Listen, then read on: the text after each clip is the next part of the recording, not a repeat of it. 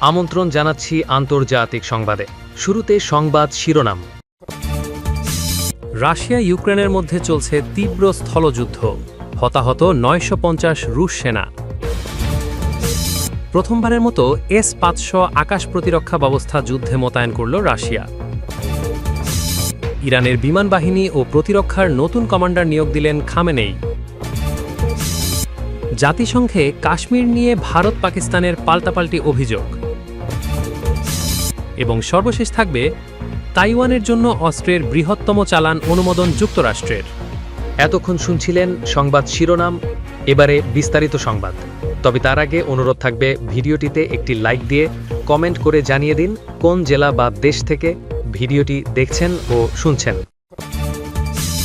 Russia ইউক্রেনের মধ্যে চলছে তীব্র স্থলযুদ্ধ, হতাহত ৯৫০ রুশ সেনা। ইউক্রেনে ব্যাপক বিমান হামলার পাশাপাশি স্থলে তীব্র আক্রমণ চালিয়েছে রাশিয়া। একই সঙ্গে পাল্টা প্রতিরোধ করেছে ইউক্রেনের সেনারাও। দেশটির সামরিক বাহিনী বৃহস্পতিবার ১৯ ডিসেম্বর প্রকাশিত সর্বশেষ অপারেশনাল আপডেটে জানিয়েছে, গত একদিনে সংঘটিত হয়েছে ১৩৪টি তীব্র স্থলযুদ্ধ। প্রতিবেদনে বলা হয়, রুশ বাহিনী ইউক্রেনের ভূখণ্ডে ৪২টি বিমান হামলা চালিয়েছে এবং এতে মোট ১৩৬টি গাইডেড এরিয়াল বোমা ব্যবহার করা হয়। এছাড়া রাশিয়া ৪,৮৫৫টি সুইসাইড ড্রোন এবং ৩,৮৬৯টি গোলা নিক্ষেপ করেছে। এর মধ্যে রকেট সিস্টেম ব্যবহার করে চালানো হয় ১১৮টি আক্রমণ। প্রতিবেদনে ইউক্রেনীয় বাহিনী আরও জানায়, ইউক্রেনীয় বাহিনী রুশ সেনাদের ওপর আক্রমণ চালিয়ে বহু হতাহত ঘটিয়েছে এবং তাদের সামরিক সরঞ্জামের উল্লেখযোগ্য ক্ষতি করেছে।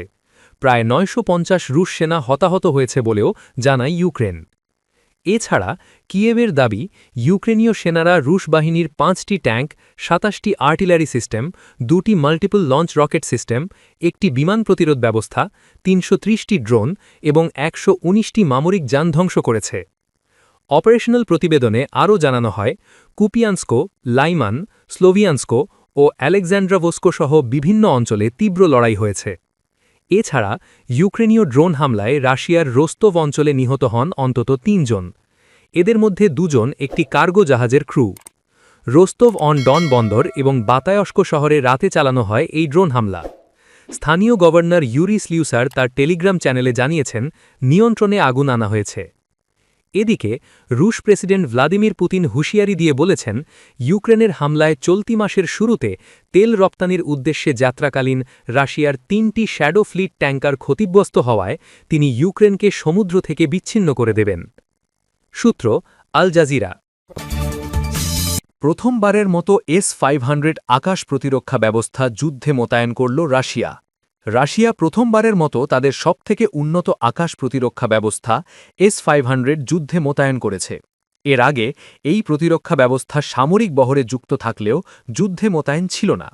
বৃহস্পতিবার ১৮ ডিসেম্বর প্রতিরক্ষামন্ত্রী আন্দ্রে বেলুসফের বরাতে এক প্রতিবেদনে এ তথ্য জানিয়েছে দেশটির বার্তা সংস্থা তাস।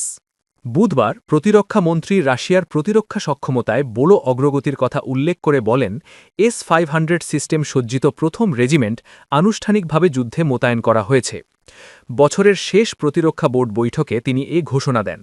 আন্দ্রে বেলুসভ বলেন, রাশিয়ার কৌশলগত ক্ষেপণাস্ত্র প্রতিরক্ষা ক্ষমতার ক্ষেত্রে একটি গুরুত্বপূর্ণ মাইলফলক এটি। S-500 প্রমিথিয়াস, যাকে আগে ট্রায়াম্ফেটার ম্যান্ড নামেও ডাকা হতো, একটি রুশ বিমান বিধ্বংসী ক্ষেপণাস্ত্র ব্যবস্থা। শত্রুপক্ষের সম্ভাব্য সব ধরনের বিমান ও মহাকাশ আক্রমণ প্রতিরোধে এটি তৈরি করা হয়। সিস্টেমটির পূর্ণ প্রযুক্তিগত ক্ষমতা এখনও আনুষ্ঠানিকভাবে প্রকাশ করা হয়নি, তবে S-500 এমনভাবেই এখনও আপগ্রেড করা হচ্ছে যাতে এটি পরবর্তী প্রায় ২৫ বছর যুদ্ধে কার্যকর থাকে। S-500 সিস্টেমের ডিজাইনার এবং প্রস্তুতকারক আলমাজ আন্তেই এরোস্পেস ডিফেন্স কনসার্ন।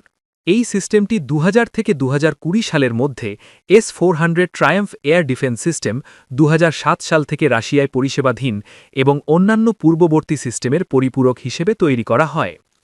নতুন সিস্টেমটি মাঝারি এবং দীর্ঘপাল্লার বিমান প্রতিরক্ষা সিস্টেম S-300, S-400 এবং মস্কো ও সেন্ট্রাল ইন্ডাস্ট্রিয়াল ডিস্ট্রিক্ট বিমান প্রতিরক্ষা সিস্টেমের সাথে সমন্বয় করে কাজ করবে।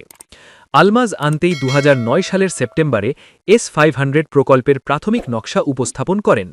প্রথমে কাজ শেষ করতে 4-5 বছরের পরিকল্পনা করা হলেও বহুবার সময়সীমা পরিবর্তন করতে হয়।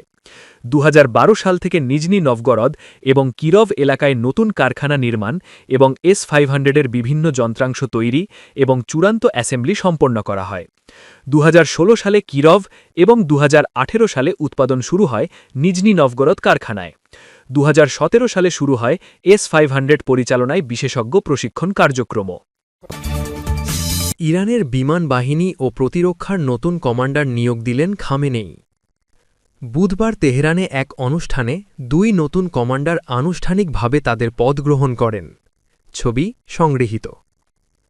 ইরানের বিমান প্রতিরক্ষা ও বিমান বাহিনীর নতুন কমান্ডার নিয়োগ দিয়েছেন দেশটির সর্বোচ্চ ধর্মীয় নেতা আয়াতুল্লাহ আলী খামেনেই। বৃহস্পতিবার 18 ডিসেম্বর দেশটির আধা সরকারি সংবাদ সংস্থা মেহের এ খবর জানিয়েছে। প্রতিবেদনে বলা হয়, বিমান প্রতিরক্ষার কমান্ডার হিসেবে নিয়োগ পেয়েছেন ব্রিগেডিয়ার জেনারেল আলী রেজা এলহামি এবং বিমান বাহিনীর কমান্ডার হিসেবে দায়িত্ব পেয়েছেন ব্রিগেডিয়ার জেনারেল বাহামান বেহমার্দ। বুধবার তেহরানে এক অনুষ্ঠানে 2 নতুন কমান্ডার আনুষ্ঠানিকভাবে তাদের পদ গ্রহণ করেন, যেখানে ইরানের সেনাবাহিনীর কমান্ডার মেজর জেনারেল আমির হাতামি এবং অন্যান্য ঊর্ধ্বতন সামরিক কর্মকর্তারা উপস্থিত ছিলেন।